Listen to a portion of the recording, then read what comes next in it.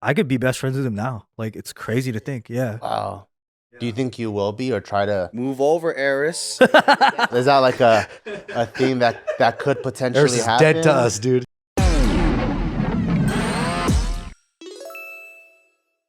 Welcome back to another episode of Bart from the Heart, where Bart has curated and created these really deep questions that we're going to answer solo for each episode. And Bart's going to read one for me to answer. Okay, this one's for Ryan. If you could reconnect with your very first best friend, what would you say? And what would you want to know about them? What would you share?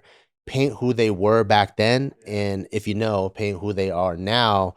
And then kind of explain the type of relationship you guys had and like if there's anything you missed from that and what you would want your relationship to be now. Yeah. So there's it's kind of funny because that mildly kind of happened semi recently. Really? Yeah. So my first best friend was this kid named Pat, and he was I'd known him since I was 5 years old, and we went to kindergarten together up until 8th grade.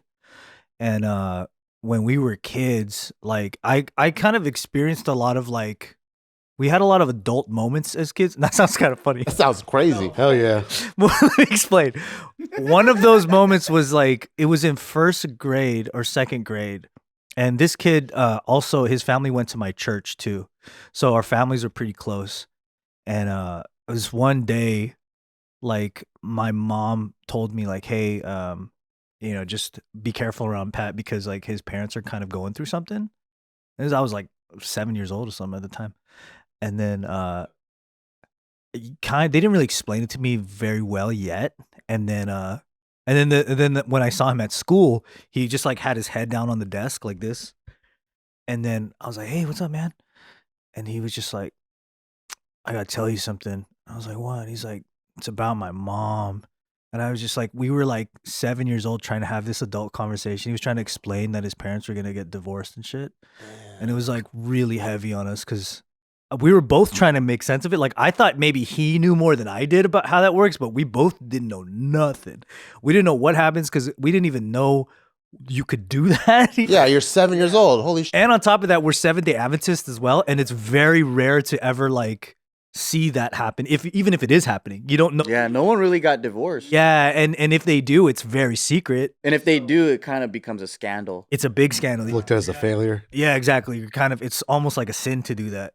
So we were both just like, trying to make sense of it. I didn't even know how to feel in terms of like whether I'm sad for him or not because I just don't get it, and neither did he. And yeah, and it was like a big thing. Me and him were like major best buds. Where like we would love like play baseball together a lot, and like I just remembered there's like a really vivid memory of us on the field, and I'm just like pitching to him, and he's like hitting dingers. This dude was so good. He was like a way taller than me. He's like a half white, half Mexican kid, and definitely like a kid that like you knew was gonna get mega tall.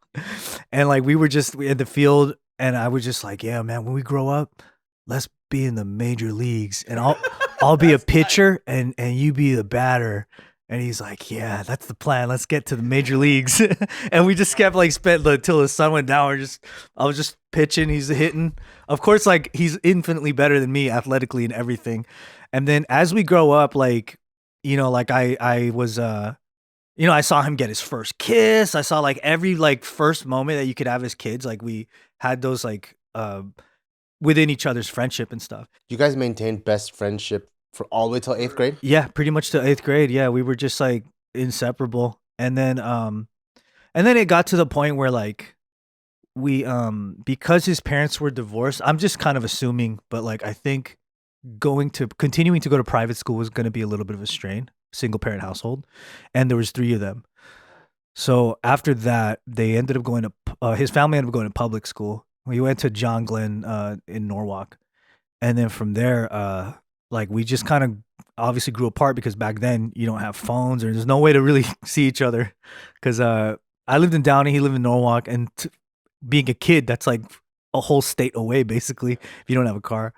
And then next thing I know, like I'm trying to call him here and there. We stay connected a little bit.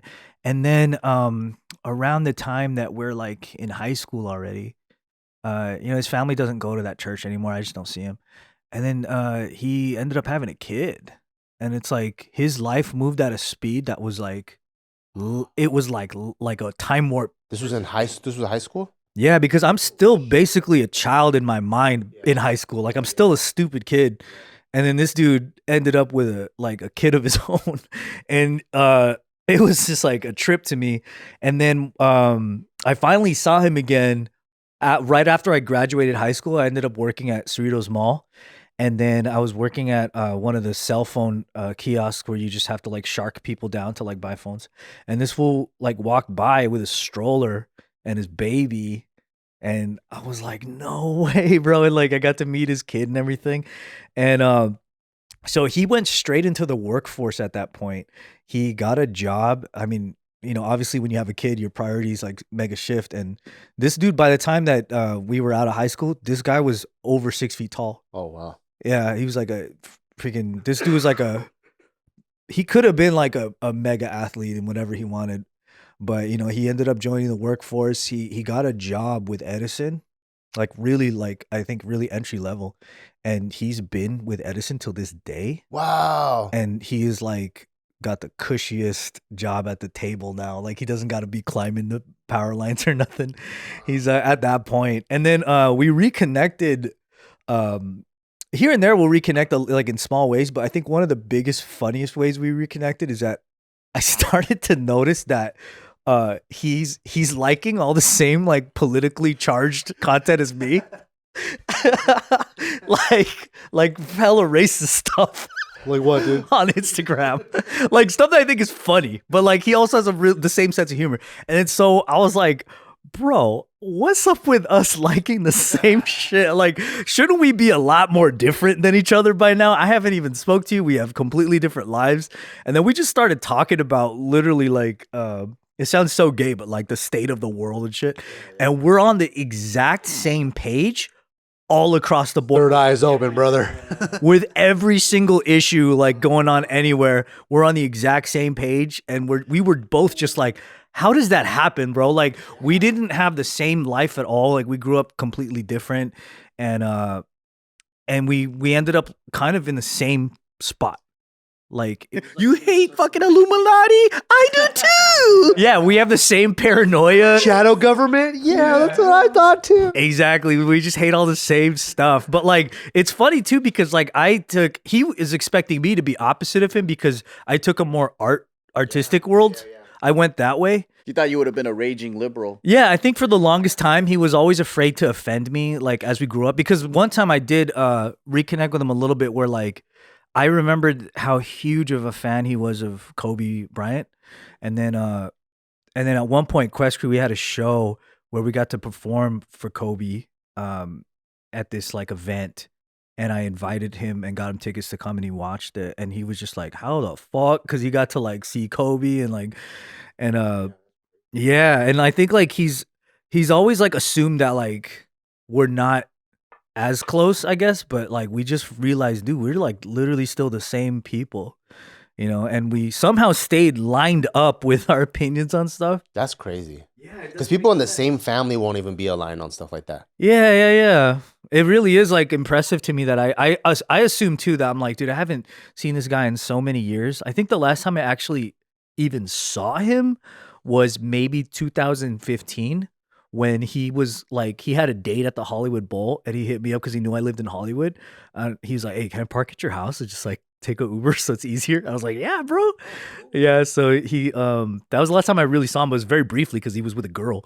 But then like, I think for the longest, we've always both been under the assumption that like, we can't really connect at this point, Really? Just because too much time has passed? Too much time, two different lives. Like he assumed too that I was, still kind of plugged into the religion that we were both from. Because he's not either. But this dude, like, it's crazy to think that we were best friends from like childhood to like early youth. And then I could be best friends with him now. Like, it's crazy to think. Yeah. Wow. Do you think you will be or try to I don't even know if that's like a Move over, Eris. is that like a theme that could potentially Eris is happen? dead to us, dude. I think like I mean it's another thing too where I feel like our life schedules are so different too because he has such a a real job and he got remarried so he ended up like having a few kids and his kids are like all grown up now. It's crazy. Like he took the other road entirely.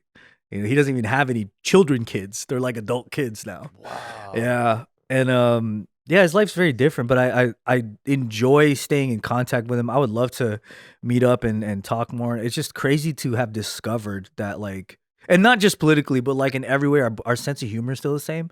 Because he was always like the funniest guy that I feel like I shaped my sense of humor around what he thought was funny. Because you always want to make your best friend laugh. Yeah. So like everything that I thought was funny was because he was laughing at it like throughout childhood. That's all I remember is like, what's gonna make this fool laugh? Because he's so like, he was a hard person to get to crack too, because he looks so serious, but he's like a goofball. And I told him too, I'm like, he spent his whole life being the biggest dude everywhere he went. He's not fat, he's just mega tall and like a big guy. And I'm like, do people in your life understand like how much of a goof you are?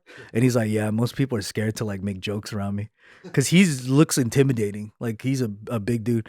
And I'm like, that's crazy that between us, like I know like who he really is inside, and he hasn't really changed. Yeah, it's just the outer shell has like caused a different impression. You should tell him to lead with goofiness now. Okay, this is a new stage in your life, pal. I think people are afraid to laugh at his jokes too, because he's so big. This fool's like looks scary. Guy makes a joke, I go, that was so funny. You got to humor him, you know. Yeah, but that's interesting that I'm like that you brought that question up because of that reason. That like it was probably just like maybe like a couple months ago that happened. What sparked that? Literally just seeing that fool's fucking likes on all the on everything I like. I was like, and it's like some pretty risque shit. Yeah, it's like not stuff I don't see anybody else's head built by your algo, you know, but only him. And I was like, what are you doing? Like, and I'm like, hey, why are you really liking this stuff? Like, what way are you watching this? And I realized we're both satirically laughing at the same demented shit. And that is like Down syndrome guy playing guitar. Do you follow that guy? You know what I'm talking about? No, what the heck? So I follow this guy. What he does, he plays music. He plays music, and then he sits down, and the guitar's not even the right way. It's the other way. And he starts moving his hands to the strings, like as if he's trying to dupe you, like he's playing what you're listening to, but you clearly like a lip syncer. Yeah, but you like a cover band, but you literally you see him go over to like the radio station, and he's like, like this, and then it's like Sunday morning rain, and he's like, he sounds like it's the original, like that. You didn't see that? I know exactly what you're talking about. There's millions same of algo, dude. Millions. That's on you and Anthony's algo. Yeah. You and Anthony have those bullying algos where it's like the Instagram's begging you to bully this kid. The same videos that me and Ryan like are like when Indian guys flip into people randomly. I like those too. That's I'm a big Civic Sense content guy. Yeah, I love that stuff. But yeah, I think that's a beautiful thing about like, I guess like staying connected on social media with old friends is that, yeah, something could happen either through Facebook. How did you even see him like it though? That means you must have added him a while ago, right? We've like added each other for like ages ago. You know, like when you first sign up on a platform, it's gonna go through like your phone numbers or other contacts, and you just add them all. It was like ancient times that we added each other, but we just never thought to like, we just both were under that weird assumption that like, oh, we're probably just not on the same page no more. Like, I don't want to bore this guy with what I'm doing. Every now and then we'll just say congrats to each other for different milestones. Like if I'll see that, something happened with him being promoted, or if I'm on some other show, like he was always there. But yeah, it's that funny thing where like, I think over time, it's a very natural thing to just assume that you're not friends with someone anymore, but you never know. That's crazy. Yeah. It's always there. You guys had a spark, it stays there, Yeah. So, that's my message, I guess, about that is just, give your old friends a shout out too. Just see if things are still, you might be closer than you think. My old best friend's dead. Unless they're dead, then you can't really hit them up, We're going to ask Joe next on the next episode of Bart from the Heart. Thank you guys.